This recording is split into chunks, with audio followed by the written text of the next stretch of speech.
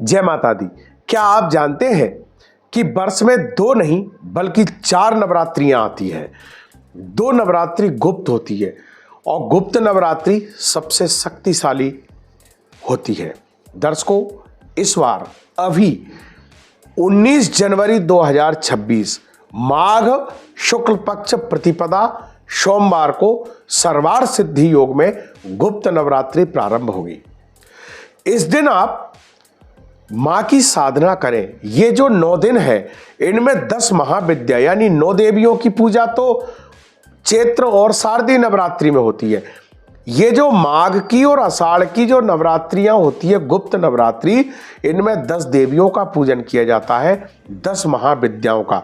10 महाविद्याओं के नाम इस प्रकार से हैं: काली, तारा, त्रिपुर सुंदरी, भुवनेश्वरी, छिन्नमस्ता, त्रिपुर भैरवी, धूमावती, बगलामुखी, मातंगी और कमला।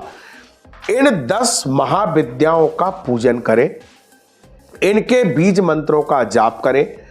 इसके अलावा यदि आप शत्रु से पीड़ित हैं तो आप कमलगट्टे की माला से बीज मंत्र का जाप, ओम ऐं क्लीं चामुंडा विच्चे नमः, इस मंत्र का जाप करें।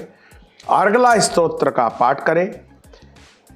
इसके अलावा दुर्गा सप्तशती का भी पाठ करें तो और भी बेहतर है। समय का अभाव है तो सिर्फ कुंज का स्तोत्र का पाठ भी आप कर सकते हैं। दर्शकों, 19 जनवरी को शुभ मुहूर्त में यानी 9 बजे से 10:30 बजे तक या अभिजित मुहूर्त जो मध्याह्न में 11:40 से और 12:50 तक का जो मुहूर्त रहता है, इसमें आप कलश स्थापना करें, पाठा भर करके माँ की वहाँ तस्वीर लगाएं और विधिवत एक साधना का जो अपना कक्ष है उसमें माँ की साधना करें।